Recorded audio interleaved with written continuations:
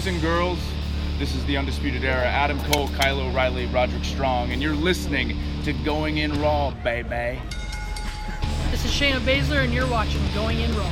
This is the knockout artist, Cassius Ohno, and you're Going In Raw. Hey, friendo, Steve here. And Larson. Yeah, welcome back to Going In Raw, the only pro wrestling podcast you need to be listening to right here at youtube.com/Steve and Larson, available wherever podcasts can be found. Be sure to hit that subscribe button, a little notify bell next to it.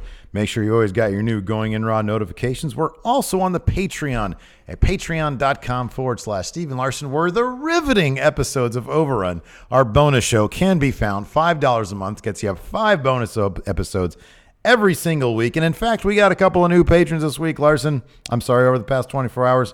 Omega Therion, Tiger Mask, Tim Morris, Sean Volman, and Connor D. Thank you very much. They got 2 shout-outs because it's NXT AEW Day. If you guys want our review for AEW... It's up right now. It's up right now. And at the beginning of that episode, because we did that first, there's maybe a bit more AEW versus NXT type conversation. Yeah, I guess we can get into it to a certain degree because there's certainly a couple moves, as we saw last night on NXT, that I think were made in direct response to what AEW might have been doing. Sure. Namely, a couple of huge returns. We can talk about those right out of the gate now, I guess. Yeah. Of course, the conclusion of the NXT title match. Finn Balor, who had been on hiatus for a couple months from main roster television. He got married. He got some new tattoos. Or he had one in his hand. He had a big one in his hand right here. He came out following that match and confronted Adam Cole, baby.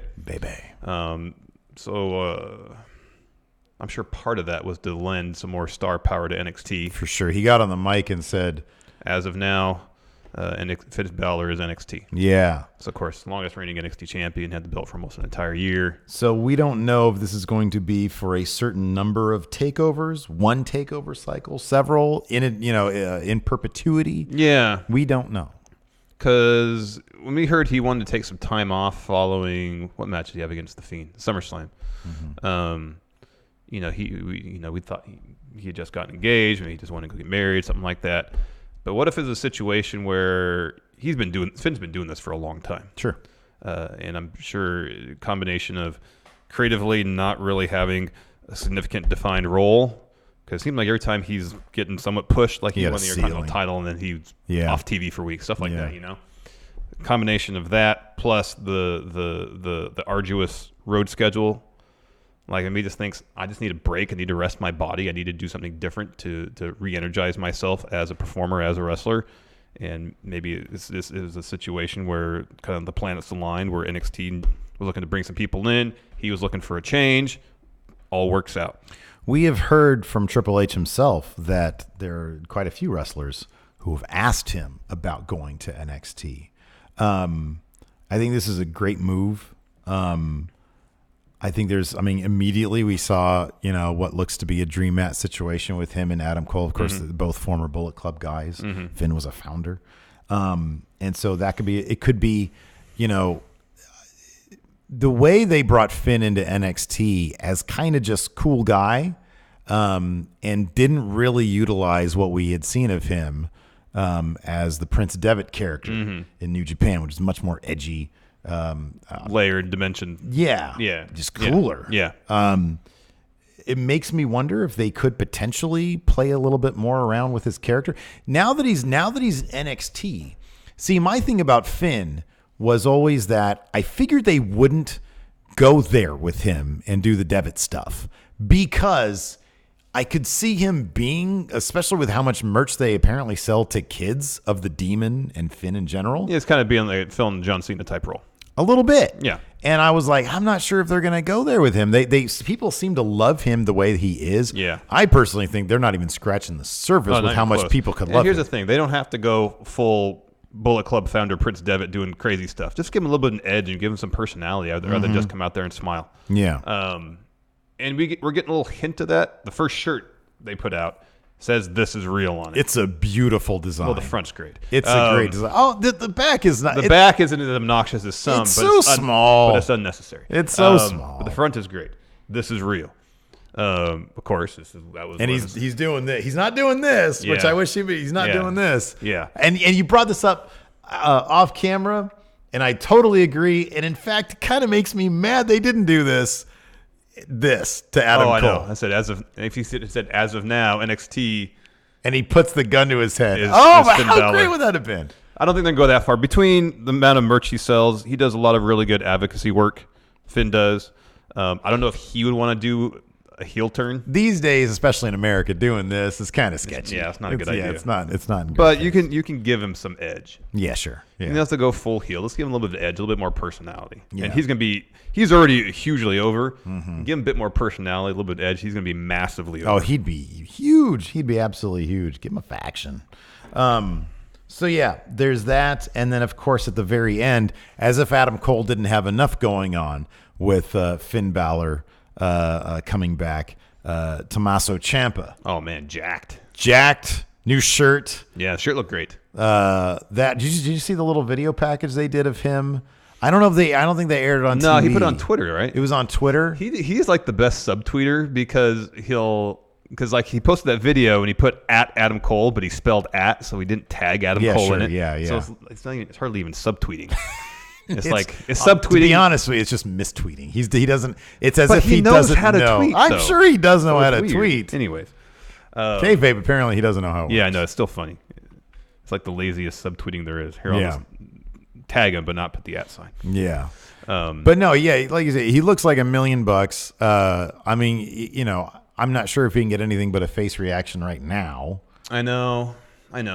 He did such great heel work. It's going to, until he gets into a good rhythm being, I guess, a face, and I get used to it. It's going to be hard for me not to pine. Well, the Undisputed Era is, they're a group that, like, they're firmly tweeners. Mm-hmm. People love them, and they're bad guys. Let's be honest. They're bad guys, and people love them. That makes you a tweener. Yeah. And so maybe if they can just make everybody look, man, tweeners, that's where everybody wants to be. Yeah. That's where you do the most interesting stuff. It is. It really is. When you can be supremely over and you can still do whatever you want. Mm-hmm. That's the best place to be. Mm-hmm. And if he can exist in that territory, then mission accomplished. Yeah. So yeah, no, NXT was fantastic. It was basically takeover level. Man, I mean, I know she's not like in the title scene right now, but tell me there isn't anything better than Io Shirai. Oh man, now. she's the absolute best. She is. If I'm flipping channels, and I come across Io Shirai, her music, her packaging, great. Everything she does, great. Her wrestling, great. Holy crap! I know she is such a stand. She wasn't even like a big part of their advertising for last night. I don't even know if that match was even advertised in advance. What? I think they might have said it was coming up, or they had said it was going to happen. I don't believe it was on our predictions. It wasn't on our predictions, so it wasn't advertised. So it wasn't in the preview, huh? It was in the preview. No. Boy, holy moly, she is terrific. She is something else. Here's the thing about the predictions thing. Like if I had seen on paper that Io Shirai was going to take on Mia Yim, and another thing you missed if you didn't watch the AEW thing, bashing Larson. Pete Dunne was going to take on Danny Birch. That changes things a lot in terms There's no backtracking now. In terms of the allotment of confidence points. So I don't know. That's kind of feels like that's an asterisk on that. We did our if you're not plunking down for Overrun, you missed us do our cheesy predictions. Yes. That led to me reclaiming my title. Still our belt. Have I ever possessed a title? No, I was the first one to hold it. You're the inaugural. Yeah. So anyways, we'll get some more stuff about Balor and Ciampa, I'm sure, as we go along. And sure. Finn Balor did an interview with Newsweek. We can talk about that in more detail as we get to that part of the show. Show kicked off with a video package narrated by Slipknot's Corey Taylor. I didn't know who was doing that, and then you just told me. Because it said on there, Slipknot's Corey Taylor. I did not pay attention to that. It said on the screen. I just heard his lovely voice. He had Slipknot's logo. I was like, who is that? It's Slipknot's Corey Taylor. How long was it on the screen? Moments? Long enough for me to see it, read it, and understand who it was. I was not paying attention, man. Obviously. But I still won this title. It's fine. And then we go directly into our. Well, first, sorry, they throw to Morrow. He's up on the in the crow's nest. Ghoul. He kind of introduces the show, right into action. Matt Riddle taking on Adam Cole for the NXT title. Did you like the fist bump that Bro gave Regal? Oh, you didn't see that? See, you don't pay attention sometimes too. When Riddle made his entrance, yeah. He was backstage, Yeah. and he comes up, and the camera pans, and Regal's just there. He gives him the fist bump. That was funny. Great. That was terrific. Good match. Really good match. I guess. Oh man, this was probably match of the night, especially the second half. The second half was really good. Yeah. Here, let's talk this. Okay. Because I don't think we necessarily touched on this for the AEW recap. Which show in total put on the better in-ring product? Oh, by far NXT. Yeah, it was NXT. That's their thing. Yeah. That's the thing. Yeah. And I don't know if, and we touched on this during the AEW recap. The rating situation will be very interesting because I firmly believe that NXT has, in North America, they probably have, worldwide, they have the second best in-ring product. With only New Japan. New Japan is their number competitor. one. Yeah. NXT, I think, more than Maine, and I think largely because of what Maine allows Maine to do. Yeah. Or doesn't allow them to do. And AEW, I think, has a terrific roster. And I think that Kenny and the Bucks are probably the best tag team on the planet. They probably have, like, all in all, the best tag team division. Mm-hmm. They have the best tag team, and Kenny Omega is probably a top 5 on the planet wrestler. Oh, yeah. That being said, the depth of NXT is amazing. Yeah. Like Adam Cole, Matt Riddle, the ones you're rattling off here. Yeah. Keith Lee, Matt Riddle, Adam Cole, Io Shirai, Candice LeRae. I mean, NXT give me a break. is out PWGing All Elite is. Yeah. Or yeah. All Elite, sorry. Yeah. So they have that going. That's the thing that I think Triple H is hanging his hat on is we've got the best in-ring product. And it's funny because somebody brought this question up on Matt Chat, I think last week. Who's going to be the ECW of the current crop of wrestling? Right now, NXT is basically ECW. Like, if you're in it for compelling stories and in-ring work without any of the frills of production, that's NXT. You know what? That might be the ECW's current environment. It might be NWA. Yeah, maybe that could. Could be. It could be. I want to see what their TV product looks like. Okay, but let me ask you this: their TV product, I can guarantee you, is going to look like, I don't know, any of those studio shows from back in the day. Oh yeah, no, Georgia it's very much a throwback, but I'm just saying in terms of being the insurgent group. Yeah. Hopefully they'll have a little bit of an edge to them. I love what they're not be complete traditionalists. I love what they're doing, but I think they're exactly going to be that. That could be. But if you look at the roster of talent, because ECW, they really hung their hat on. Yeah, they were edgy, but like Paul Heyman wanted the best wrestling. Yeah. I mean, he wasn't afraid to bring in people. That's one of the reasons I bring up NWA, especially because Rock and Roll Express was on the show. Sure, Heyman wasn't afraid to bring in people that maybe others thought were. Oh, sure, yeah. In that respect, yeah. The NWAs, they're trying to do what they can do. But, like, in terms of, you want the best, I don't know about the best stories, but, like, the most compelling in-ring stories, for sure, is NXT. And if that's what they're going to ride with, then more power to them. If that ends up, winning for them in the ratings, then great. It'll really be an interesting litmus test to see if production matters. That, but also... Because as we saw with AEW last night, there wasn't a whole lot of talking segments. But despite that, there was a heavy emphasis on telling stories. And NXT last night, taking the long road here, was really focused on in-ring action. I didn't feel like from a storyline perspective, there was as much development there. If AEW finds this, in their estimation, a sweet spot between in-ring action and storytelling, and NXT is almost relying solely on in-ring action, interesting litmus test to see if a more or less purely wrestling-based product in NXT can draw a fan base, whether essentially if what Vince has been doing for 30 years has any merit, Yeah. And granted, AEW so far, after one episode, is nowhere near a soap opera as WWE has had a tendency to be. But if you have the WWE on the sports entertainment spectrum, and you have NXT over here as purely pro wrestling, and AEW probably a third of the way past NXT, closer to sports entertainment. Interesting to see what hits the sweet spot for the largest possible fan base on that spectrum. Whether it's a purely wrestling product, whether it's the more soap opera product, or somewhere in between. Things are so much different now than they were 20 years ago in terms of the knowledge base of the fan base. It's going to be very interesting. I know AJ Kirsch tweeted out something about, when you look at AEW, it looks bigger. Is that going to matter? Or given that the fan base these days are people who, I don't know if they're going to, I don't know if they care about that. I don't know if they care about, man, I just want like really great in-ring action. I don't know. Yeah. We're going to find out in the ratings. We're going to find out soon. Yeah. Yeah. So anyways, it kicked off with Matt Riddle versus Adam Cole. And boy, I thought it was, match of the night. Yeah. Matt Riddle is something else, man. He really is. And Adam Cole, I know, like he's a 3-time Ring of Honor champion. And when he got signed to NXT, like he's PWG, I think he's the longest reigning PWG champion. He's got the pedigree, but I think when he signed to NXT, he's like, well, we don't really know if he's up to the same level as Kenny or the Young Bucks or some of the other people that have been signed in the past. Man, all he does is go out there and deliver great matches. I know. The storytelling is impeccable. The moveset is amazing. The timing is great. He's a hell of a seller. He is. Yeah, he's terrific. He's a terrific wrestler. So the first half of the match was kind of feeling out, but not really. I mean, Matt Riddle was kind of throwing Adam Cole all over the place. At one point, Riddle gets Adam Cole in the fireman's carry, thinking for a bro to sleep.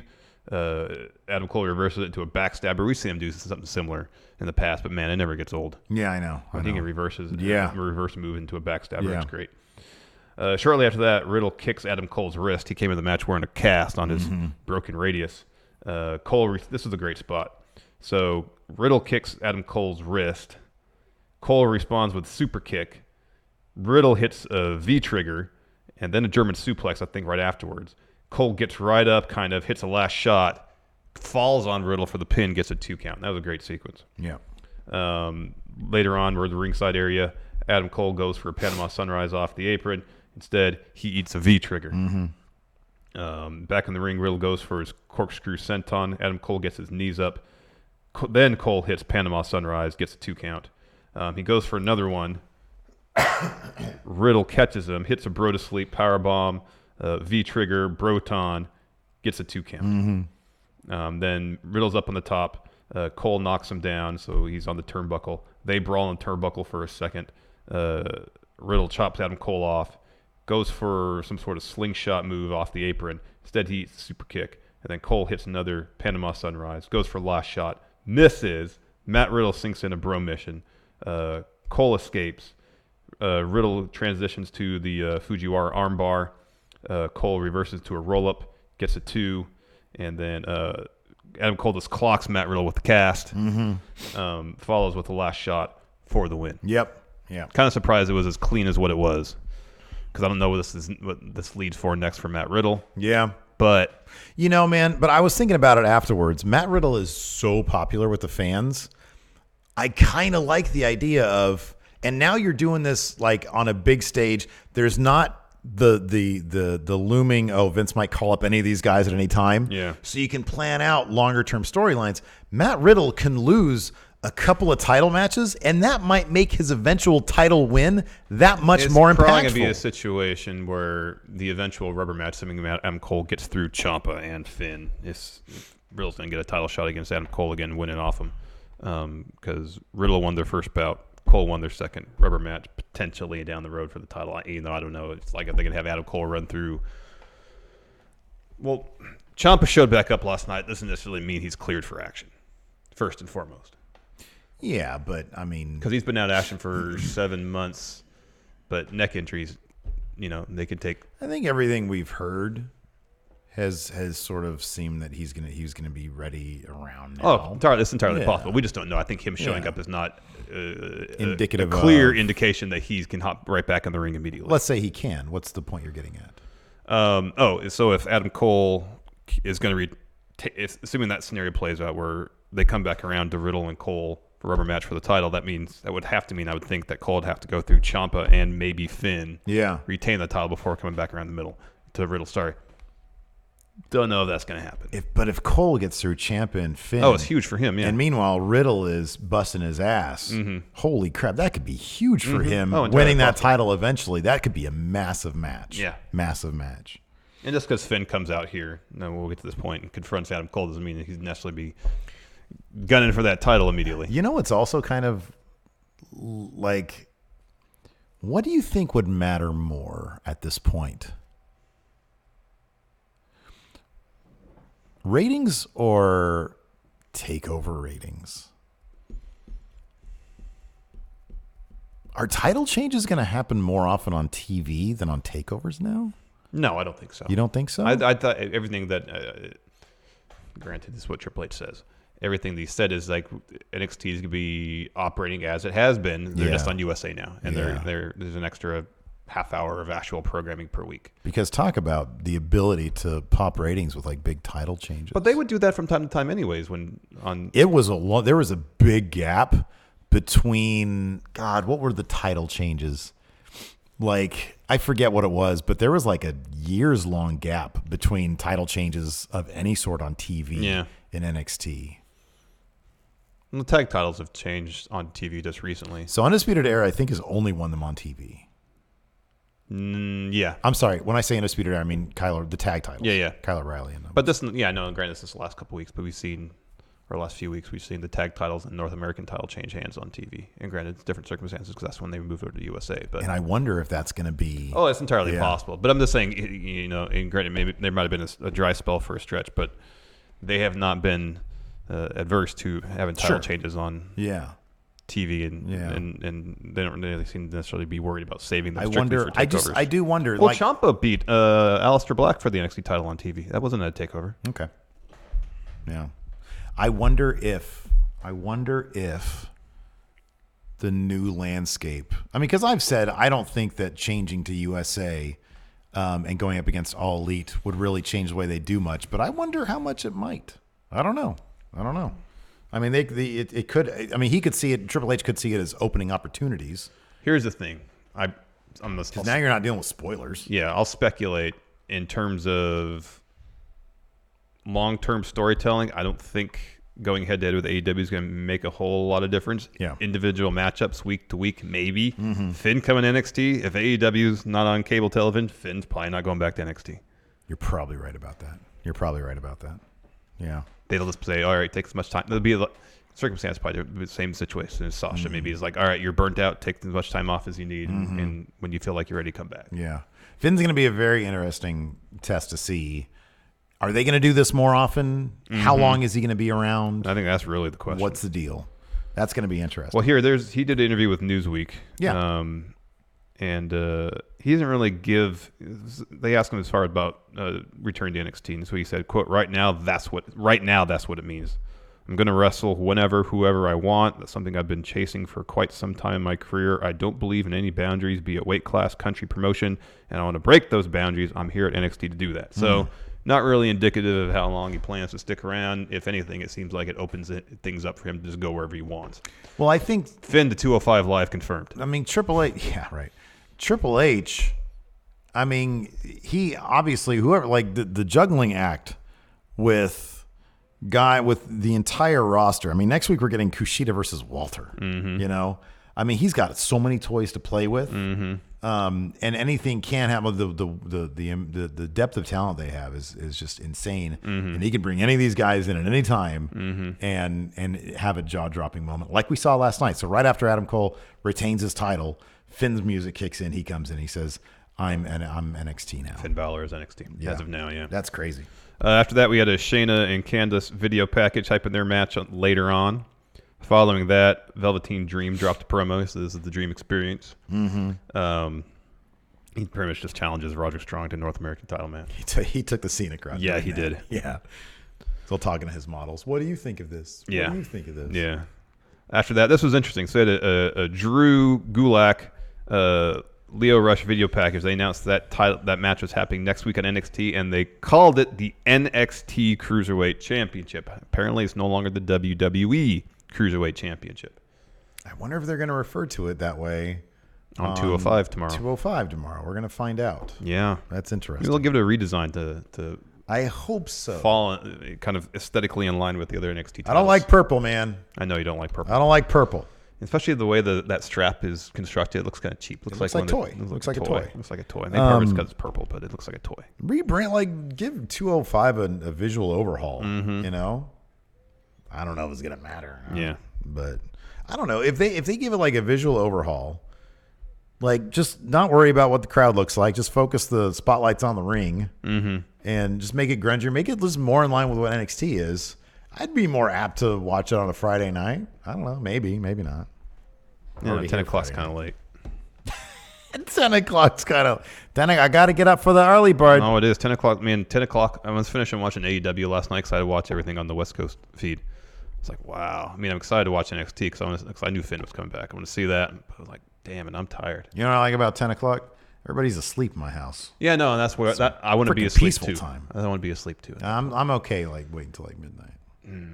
Not last. Got to get up for the early bud. No, because I usually am up like before 7 o'clock. Yeah, me too. And so going to bed at midnight. I wish It's less than 7 hours of sleep, and I'm too tired for the rest. Yeah, I can do 7. I'm usually up at like 7. I can do 7, like less than like 6 hours of sleep from time to time, but that's like my normal now. I wish I could be one of them 4 hours a night guys. I wish I'd get so much more done. Anyways, let's continue. So yeah, they called the title the NXT Cruiserweight Championship. Hopefully, we'll get a bit more branding that way in 205. Yeah. That's what we're hoping for. Yeah. Leo Rush versus Drew Gulak. That's going to be a barn burner. It's a bummer that the Cruiserweight Championship apparently is not going to be defended on at Hell in a Cell now, though. But then again, who knows? Oh, I'm okay with that. Those matches are terrible. They give them like, what, 5 minutes? No. Pre-show, I know. I just want with better matches. I'm going to watch it all anyway. Well, here's the upside of this potentially is that we'll get Cruiserweight title matches at takeovers and get takeover level Cruiserweight. Are you? That's, I know, it'd be let great. me finish my thought. I just want these Cruiserweight title matches to happen on larger platforms, not in a half-empty arena following SmackDown or on NXT TV. NXT TV is great. No, I want to make that. People think I'm talking trash about NXT TV. I'm not, but give these supremely talented cruiserweights an opportunity to show off their skills on a larger stage. That's all I'm asking for. If they give them the same platform that they give anybody in NXT, then I'm happy. Either NXT TV or takeovers. Takeovers, yes. It totally needs to be takeovers, totally. Totally fine. Next match, Io Shirai versus Mia Yim. I want to talk about this real fast because they said going into NXT is be limited commercial interruption. So pretty much the whole first half hour was commercial free. Sure. And this is a selfish point of view based on how I had to watch the show. When I watched the show on my DVR, at least I have the benefit of knowing, even if it's late, that I get to fast forward through commercials, so a 2-hour show is really only an hour and a half. Yeah, sure. However, last night with NXT, it was clear very early on that every commercial break was going to be picture-in-picture. Yeah. So I couldn't fast forward through it. Oh, yeah. And so I was going to try to stay up till midnight or whatever to watch everything, knowing I could fast forward through all the commercials. It should be a piece of cake. But once 11:30 rolled around, and I was like, gosh, there's not going to be a full commercial break during the show. Peace. Yeah. I'm going to bed. Oh, wow. Watch the rest in the morning is what I did. Yeah. I'm sure a lot of it was because AEW was on. They didn't want people to turn the channel during commercial and not come back. I get that. But also, we had heard, and granted, I took it with a grain of salt, that the some at Full Sail were upset with the lulls in the action during commercial breaks. Maybe our reaction to that, even if it wasn't entirely true. I don't know. Yeah. I don't know. They don't do a whole lot during the commercial breaks, though. The picture-in-picture stuff. Well, it's not like they slowed down the matches, really. There were some of the matches, there was some decent action going on. Yeah, was there? Yeah, like the Pete Dunne, Danny Birch match during the commercial breaks. They weren't doing rest holds. Yeah. They were just wrestling as if they didn't know a commercial break was happening. Oh, yeah. That's another good question you bring up, though. Like, I mean, I'm whatever on that stuff.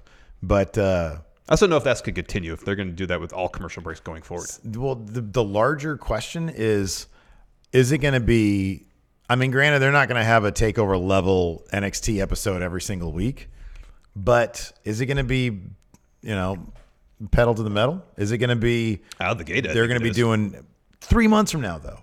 Are they still going to be doing everything? All limited commercials. No. I mean, are they going to be punching every single week? I think pedal to the metal is going to be in terms of how aggressive they're going to be in booking the show to try to make every week of TV as must watch as possible. Sure. But as far as limited commercial interruption, I'm sure that was just in terms of how it was handled last night, and that was for last night. Mm-hmm.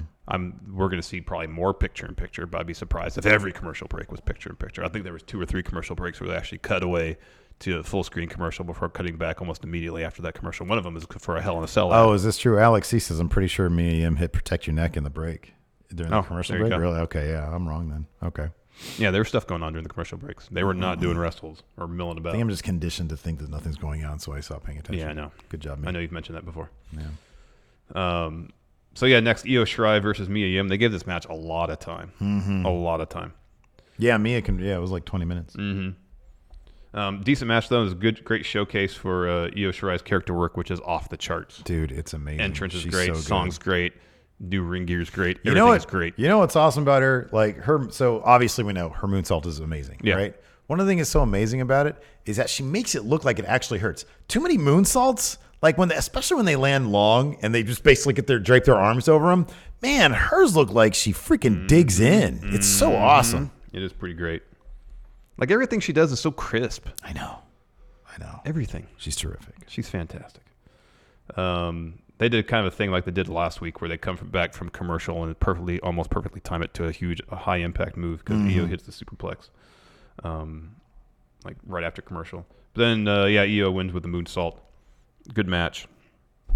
And then they cut to ringside, and there's the Outsiders, Hall and Nash. Hey, yo. Kevin Nash is just standing there like he's kind of disinterested. He threw up a too sweet. He was trying to look like a badass. Yeah, I know. But it did come off as kind of disinterested. Whereas Scott Hall was trying to talk to the camera. Yeah, he was.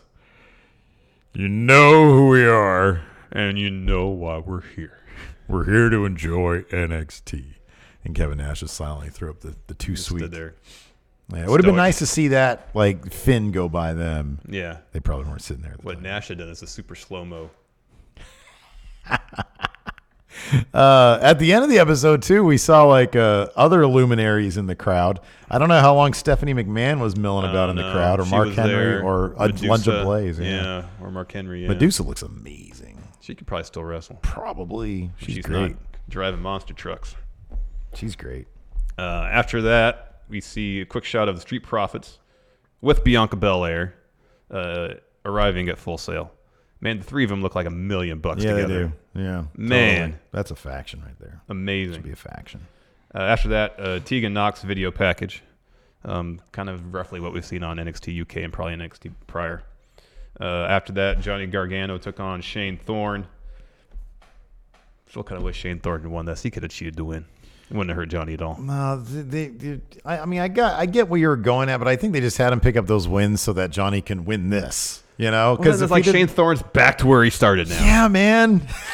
yes. See, the problem is he's a mid-card heel at best. The problem is he came out in ring gear. If he come out no shirt, jeans, deep V, yes, the deepest of V's, and preferably no shoes. Yeah. He would have picked up that win Maybe. Easily. That's his comfort zone right there. I kind of feel like that's the recipe for success. It's like when Shane I come Thorne. to the office in sweats. You need the V deep enough to tell no, he's not wearing any underwear whatsoever. That's what you need. You can't look. It's USA now. You can't be showing shaft, dude. You can't show shaft. Well, maybe not base. Yeah, no, you can't. That's genitals. Okay, you can't show genitals on TV. What about a little bit of manscaped thicket hair? No, man. Right. Pubes are not acceptable. No to all this. Come on, give me a break. I'm telling you, if Shane Thorne could have done that, he would have won this match. I don't know that would have helped at all. I think it would have. At some point, you're self-conscious that your shaft might be an inch of shaft showing. You can't do that on TV, man. Anyways, Johnny Gargano won. Yeah, he did. It was a good match. I really like Shane Thorne. I think he's got a ton of skills. I think he's good. I think he's in a hole. Yeah, no, beating Johnny Gargano even through nefarious means could have helped him get out of said hole. Yeah, that's never going to happen though. Gargano is literally the ace of NXT. It's been a huge win for Shane Thorne, anyways. Johnny tries to win it early. Tries to put Gargano escape within 30 seconds of the match. Of course, he knew it wasn't going to happen. That'd have been great. Thorne gets the ropes and then drops Johnny with a nasty-looking Saito suplex. That looked like that probably really hurt. Yeah, in the end, Johnny hits the Poison Rana and a super kick for the win. Mm-hmm. Yeah, it's disappointing. Yeah, I like Shane Thorne. I think he's really good. That was the cool thing about that was I think that match was happening at the same time as Nyla Rose Riho. No, I think the women's matches were going head to head. What was that happening at the same time? So that's why it was Paige and Pac. Yes, it was. And so I was like, man, I need one of these matches to turn out in my favor. And I think I saw Johnny win first, and I was like, oh, man, that helps me quite a bit. And Pac won. And then Pac won. I was like, ooh. I was like, wait, but I'm still ahead. Yeah. Because you misaligned your confidence in Candice winning was way too high. Because you had like 8 on that. Yeah, I was assuming that was the main event of the show. Yeah. When that didn't happen. I guess to a certain extent, I get why the tag match did, because they won the moment with Ciampa to close the show. I understand. That was a hot match too, though. It was a really good match. It was a good match. After that, women's title match, Candice LeRae taking on Shayna Baszler based on the placement. You knew Candice wasn't going to win, which is a bummer. Early on, Candice sent Shayna to the floor, hits a springboard crossbody off the apron, and then back in the ring, Shayna employs her usual methods, working over Candice's arm. Mm-hmm. Although Candice didn't get her arm stomped that I noticed. This is one of the matches that actually had a commercial break. Yeah. For a ad. I think it was the Hell in a Cell commercial. They ran full screen. Yeah, don't do that. They need to sell some tickets. Well, maybe they should announce some matches. They want to sell some tickets, huh? I know, right? There's 3 announced matches for Hell in a Cell. Don't use the image of Drew McIntyre when he's out. How are you supposed to do predictions for Hell in a Cell in 3 matches? We can't. We can't do that. Anyways, they're back. God, this is going to suck if we have to do that tomorrow. Yeah, we're going to have to do it tomorrow after we do SmackDown. I'm going to have to be up Friday night editing that video. That's some balls. But do it for the content, man. We got to hire an editor. That's fine. I mean, I'm going to get home Saturday till 9 o'clock anyway. It's not like I'm going to go out and just to the bar and I thought we were going to celebrate wrestling week at the strip club, you and me. I don't do the strip club, man. I don't feel like it's a good investment. Never too early to start, my man. Yeah, I'm not interested in it. Come on, I dude. feel like it's a waste of money. Oh, we had a good month. Good, I can go buy some more guitar stuff. I'm going to buy an editor.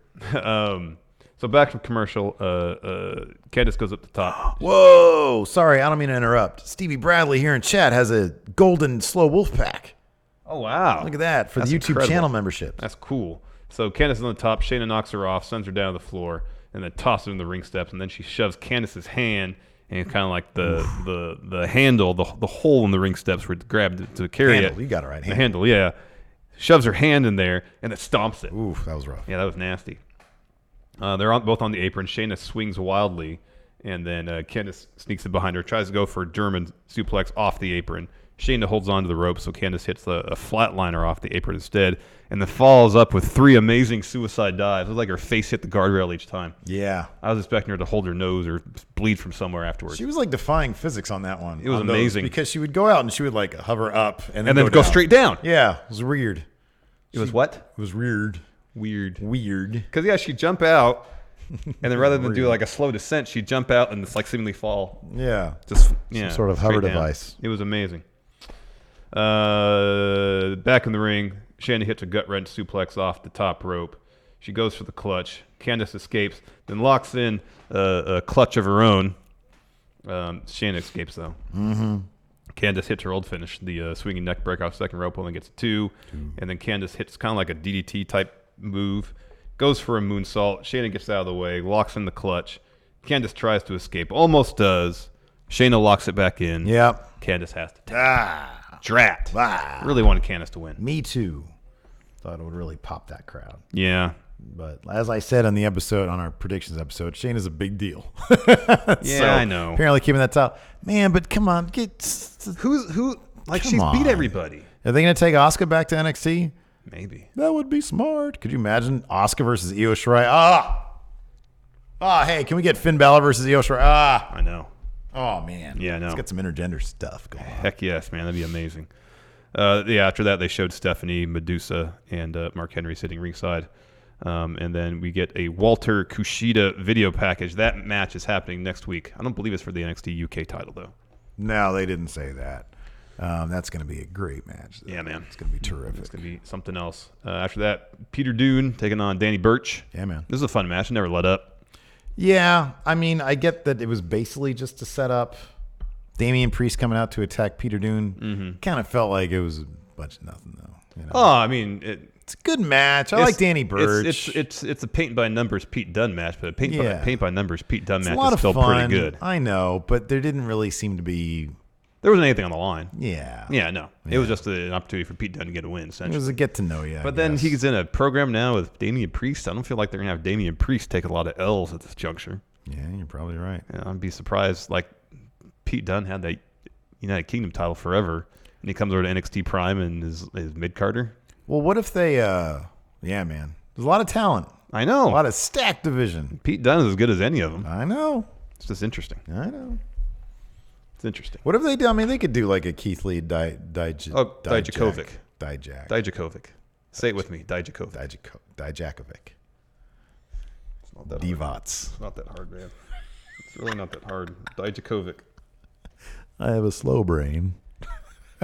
Oh, goodness gracious. But Next. I got my title, you dullard. Yeah. Look at that. I can tell the future. You can't. You can't tell the future. You're guessing just as much as I was. Next, Adam Cole had an interview. Kathy Kelly asked, how do you feel about having to use that cast on your arm to win? He goes, hold up. I didn't use cast. I used the last shot to win, which is true. That's very true. It was preceded by a cast shot. He didn't. Yeah, he said, that's not what I won with. Rest of Undisputed Era comes rushing in. They're all worried about Finn Balor. They're all sweaty. And then, and then Cole goes, screw Balor. I don't care about Balor. You guys need to be worried about one thing, is keeping your title. Yeah. Keep your eyes on the prize. Screw Balor. Screw Balor. And then as he's walking away, he says, you guys are so good. You guys are the best. You guys are so good. You're totally going to keep those titles. Oh, man, it was amazing stuff. And then we had a quick Street Profits Undisputed Era video package, and on to the match.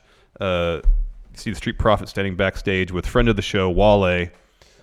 He says, all right, we're going to make your entrance now. Through the curtain they go. Mm-hmm. And I was hoping that he would get to drop some verses over their theme. Not exactly how it played out, unfortunately. I say street. You say profits. Yes. Street. We want the smoke, yes. Yeah. Wale's great, though. No, he's a great guy, man. Yeah. Bought us beers. He did. Yeah. That was surreal. He has a whole mixtape based around Seinfeld and an album. That's amazing. It's amazing. That's so great.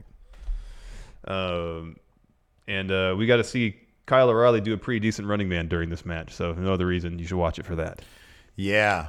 I know he's busted out the pick for his guitar before, right? Because he busted out a pick for his entrance. A legit pick? It was a pick. Oh, I didn't notice that. He busted out. He went like this. And then, because I was funny. Like, who needs Wale hype man when you've got a pick for your belt guitar? That's pretty cool. I didn't notice that. Yeah. Then again, I was watching it on my phone. I know. I love it. I come in here and you're like, oh, he's picturing pictures. And I'm like, what's the problem? Isn't he watching on his desktop or his laptop here? No, because I like to be able to type to take the notes and watch at the same time. I'll leave my iPad here. You can watch it on there. It's all right. Yeah. It just forced me for the last two matches to skip through the picture. Because you can access your DVR on your phone, right? Yeah. I'll just set it up on the iPad. You can bust it out. It's not a huge deal. It's not a huge deal. It's fine. Hopefully next week it won't be an issue. Just say, okay, I'll use your iPad. It's not a big deal. As I said, I hope next week is not an issue because I'll watch one of them on the East Coast feed. It's a moot point. Just say thanks, Steve. I appreciate it. Thanks, Steve. I appreciate it. It's a moot point, though, so you can extinguish your mind of the thought. Extinguish my mind of the thought. So the action really picked up, of course, second half of the match. There's this great move from Redragon where they do Kyle O'Reilly's like tossing forward, I think, around with butterfly suplexes. Yeah. And then he hits a double underhook DDT and then kind of like springboards him up into a wheelbarrow German suplex that Fish did. It was really great. Yeah, it looked great. It looked amazing. It only gets 2 count, though. Redragon's so good. Yeah, they are. Forward tags in Dawkins. He clears house. Spears Fish, but that's only because KO leapfrogged the spear attempt. Mm-hmm. But then he drops O'Reilly with his great suplex. But eventually O'Reilly gets the upper hand. He's letting strikes in the corner. Ref separates Dawkins from O'Reilly. Fish comes in and does a leg DDT on Dawkins on the ropes, draping his knee across the middle rope. And then Kyle O'Reilly does a Manny Fernandez-esque top rope knee drop. However, it wasn't to Angelo Dawkins' midsection; it was to his leg. Thankfully, yes. And his leg is not able to vomit up. Yeah, vomit and pig's blood or vodka and pig's blood. And he follows up with a heel hook. He's got it synced in. Dawkins is trying to get the ropes. Fish comes in and pulls O'Reilly, thus pulling Dawkins more towards the center of the ring. The ref starts counting him. He starts counting at him. 5 to get out of the ring. And Fish doesn't pay attention. He just runs over to Montez. Yeah, and puts him in a guillotine. Yeah, gets him in a guillotine. And then Ford kind of bounces off the ropes, drives Fish into O'Reilly to break up that hold. Then Dawkins tags in Montez Ford. He has a frog splash on Bobby Fish, gets 2. And then Undisputed Era, both members, or redragging both members, and Dawkins are all kind of brawling ringside. And Montez hits a tope over the ring post. That dude is something else, man. That was ridiculous. And he stuck it. Man. That was amazing. And here's the thing. At Full Sail, you don't have as much room ringside as you do at a takeover. Nope. Yeah. That's a pretty small window to hit. That was insane. I mean, they did a great job bracing him. I know, but letting him stick. But God, just being able to leap it and land it, not like overshoot it. Yeah. So following that, Ford's going to the top. Roderick Strong runs out, grabs his leg so he can't hit the frog splash. Dawkins sees it. He spears Roddy off the apron, but this allows Undisputed Era to get the upper hand. They hit total elimination on Ford to get the win. They're celebrating the ring, and then Adam Cole comes out to the stage and is like, yeah, you guys are great. I'm champion too. It's like, well, go celebrate with your friends, man. No, he likes to linger.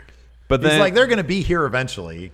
But they're not. They were just standing there going, hey, you're great. No, you're great. You're over there. You're great. And I understand they wanted this final shot, but we blocked it better watching it live, didn't we? So here's what happened. So he's standing on the ramp, and behind him you see Ciampa's Titantron kind of start to play because it's pretty tight on Cole. Ciampa comes out, circles around Adam Cole. They have a stare down. Adam Cole's like he's like clutching the very title apprehensively. Yeah. And at first Ciampa's circling him, and then when he circles back around, he's staring at the title, and eventually raises his eyes up, makes eye contact with Cole. Here's how they should have done it. Okay. They should have had because Adam Cole is great with like spontaneous reactions, war games, all that stuff. Yeah. So have Adam Cole be like at the ramp, it's like, you guys did it, we're all champions. Start walking down the ramp, and Roddy's like halfway down the ramp. That way you get a full shot of the Titantron. Yeah. No one will survive. Yeah. You see Ciampa pop up. And this is my moment. He's surrounded by it. Yeah. In the frame. And then he stops, turns around. There's Ciampa. And then if you want, have him walk down to him. Maybe they didn't want any physicality. That way they didn't want to bring Ciampa down to the element where he's going to be outnumbered. I don't know. Yeah. But in terms of the drama of it, I feel like that could have been better. Yeah, I think you're right. Yeah. In terms of the photography. Because who just mills about at the top of the stage? I know. When your friends are in the ring, go join your friends. Yeah. This didn't make any sense to me. I couldn't suspend my disbelief that much. Adam Cole wouldn't be running down the ring to party with Undisputed Era. Right, because who wouldn't? Who wouldn't Or party? vice versa. They would run up to the top of the ramp and go get in their car, drive out of Full Sail with their theme song playing on the radio. While their theme song is playing, exactly. Yes, exactly. On the radio, though. Yes, it's not like a CD. It's on the actual FM radio. It's either FM radio or they have a cassette tape of their of just their theme that plays Did you rewind? in loop on both sides. No, it's in loop on the whole side. Got it. It's 60 or 90 minutes of Undisputed Era theme. It's 90 minutes of poor quality. Yes. Because they dubbed off another tape. Let's take some questions, Steve. First from Lord Zephyr. Do you think Finn prefers to be back in NXT? I mean, hopefully... Do the checks still clear? Exactly. At the end of the day, he's getting the same amount of money for traveling a whole heck of a lot less. I don't know. I mean, Finn strikes me as the kind of guy who cares about what he's doing creatively. And I think people seem to know that NXT is the place to be creatively. Mm-hmm. So, I don't know. It'd be interesting to see if Finn... Because, he's had takeover matches, but takeover matches now are a different animal than what they were when he was in NXT. Sure, yeah. The bar has been raised a lot. Yeah. Since he was in NXT in terms of what to expect from your typical, especially main event level. Oh, is the Ciampa shirt on sale? Yeah, it is. That's a good shirt. That is a good shirt. Especially your main event level takeover match. Yeah. So it'll be interesting to see him in that element perform against some of these top tier talents. A couple new members. Dan, thank you, Dan. And name redacted, message retracted. Thank you very much. Yeah. Dom L, way to ruin the brand new Raw intro video, Balor. Oh, is he in it? I guess so, yeah. Yeah. That's all going to change after the draft anyways. Lord Ziffer, what does Balor win first? NXT title or North American title? If he wins the North American title, he'll be a Triple Crown champ. That'd be interesting. But oh, wait, no, he wouldn't. He didn't. I don't think he and Joe ever won the tag titles. They won the Dusty Classic. They just won the Dusty Classic. But says, I don't want to start anything, but you guys have to disclose AEW sponsors the show. When they sponsor an episode, we do. Yes, which will be tomorrow. Yes. Yeah. Yeah. Yes. Thank you for keeping an eye on our FTC regulations. Responsibilities. Yes. Dakota Hugel, they changed the name of the Cruiserweight title to the NXT Cruiserweight Championship. Yeah. That's pretty cool. Yeah. Jeffrey Nguyen says, I'm a 4-hour sleep a night guy, but I'm also an alcoholic. Ooh. Compromises. Yeah. See, I wouldn't get as much done if I'm an alcoholic, but I got 4 hours of sleep a night because I'd be drinking a lot of that time. The Johnny Rex here in Discord asks, What are the kayfabe reasons Adam Cole was allowed in the ring with a wrist fracture, and why Riddle didn't immediately and constantly target? Maybe he tried to go for the Fujiwara armbar, and he did something else to get for the match, I thought. And then maybe because they did a hold harmless agreement backstage in Regal's office, they just didn't choose to publicize it. Could be. Jay Sean Lawrence, will the Street Profits stay in NXT? I don't know. Your guess is as good as mine. He also asked, they don't even know. He also asked, do you think Finn is bringing the Demon back to NXT? I hope not. I hope not, too. I hope not. Let's see here. Alex C. What cruiserweight and woman should Undisputed Era add to complete the full prophecy? Well, they can make it easy and just ask Drew and Shayna. In terms of what makes sense, Candice would make sense. She was in PWG. Yep. Yeah, totally. Cruiserweights. I mean, Tozawa's in PWG. I think Kendrick had some matches. Is there any the cruiserweight former Ring of Honor? Drew did some PWG stuff. I mean, he had a couple matches there. Yeah, I think just about almost anybody on 205 probably had at least a match. Oni Lorcan, didn't he have some matches as Biff? That I don't recall. Who was part of the thumb in the butt thing? They can ask Jushin Liger, Aleister Black. Ciampa was in that match. Ciampa. But he's not really a cruiserweight. Pete Dunne. Oh, Mike Kanellis. Oh, yeah. It's Mike Kanellis. Oh, man. Former Kingdom member along with Adam Cole. It's Mike Kanellis. For sure. That'd be rad. Yeah, because he has an extensive Ring of Honor history, too. Yep. In Ring of Honor, was he just a tag champion? Was he anything else in Ring of Honor? I don't think Kanellis ever won the World Championship, no. Was he a TV champion? Maybe. Sam Montgomery, is Finn returning to NXT a better surprise than if he would come back with the OC on Raw? It was more surprising, yeah. Ooh, but which would you rather see? Well, Finn's got a cool new shirt, so I'd rather see that. It says real on it. Yeah, I'd rather see him with the OCs. I'd rather see Finn do something he's excited about. If that means being in NXT, then... Damn what he wants. It's all about what Question is, Finn what wants.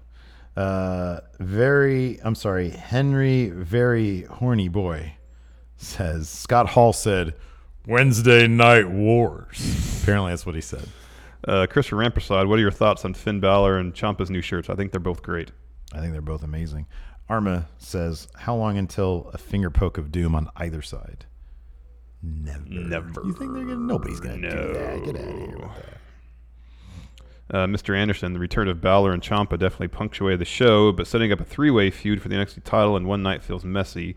Do you think they should be keeping more space between their three headliners or let them all go at it right out of the gates? I think Ciampa's the only one that made his intentions known. He wants title back. He was staring at Goldie. I think Finn just came out against Top Dog and Adam Cole, just let him know, hey, I'm here. Yeah. You better watch out. Real. He never necessarily said, I want title. He just says, I'm here.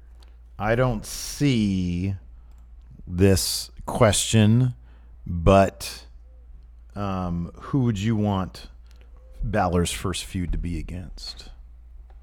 How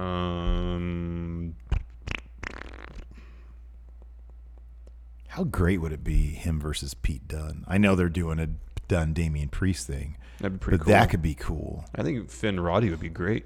Oh, that'd be good. That'd be really good. Dakota, again, WB congratulated AEW today for last night. Really? Oh, that's cool. Is that on Twitter? Was it Vince? Was it Vince's assistant on Twitter? Go ahead and congratulate him. Use nice words like, congratulations. Good job. Oh, wow. So Solid Monster said, what may be a sign of the numbers, put this on Twitter, I didn't see the actual numbers, WB issued a statement congratulating AEW on a successful premiere, but noted the competition is a marathon, not a sprint. What do you think he's saying about the numbers? Well, Luke from Wrestle Talk said early indications that AEW might have pulled in 1.5 to 1.7. Wow. We should know in about an hour and a half what the numbers are. Very cool. Yeah, I was in my head. I was thinking those are going to be higher than I think expectations, because man, it was trending and all that stuff. Yeah, I'm trying to see where this congratulations, if it was on Twitter. Chill Balor, do you think Finn will be more like his original NXT run, Prince Devitt style, or main roster smiling Finn? I don't remember his original NXT run being very Prince Devitt. No, it wasn't. That being said, his main roster was just him smiling. So I'm assuming he's going to be a bit more layered in NXT for this run. I would hope so, based on the shirt, if nothing else. Wolfpack for life. Do you think it was a coincidence or on purpose that the women's match for both shows happened at the same time? I can't believe it could be on purpose. How would they know? Yeah, I don't know. How would anybody know what was going to happen? I think they just There was programmed and then there was a lot of coincidences happening on that show. So I know, but I don't know, man. Maybe there's some sort of. I mean, Cody. I don't know who was literally booking like the show, but it wouldn't surprise me if Cody was heavily involved in who was in booking AEW. Mm-hmm. Wouldn't surprise me if there's just sort of similar philosophies also. So there's a statement. The Observer apparently has it. Oh, nice. Let's see what WB said. Congratulations to AEW on a successful premiere. The real winners of last night head-to-head telecast of NXT on USA and AEW on TNT are the fans who can expect Wednesday nights to be a competitive and wild ride, as this is a marathon, not a one-night sprint. Yeah. Interesting. I love it. They're pedal to metal, man. Exactly. We're going to be doing this every Wednesday. It's going to be great. We all win. That's awesome, man. That's so great. Pretty cool. That is cool. Oh, crap. I just lost the questions thread. Oh, dear. Any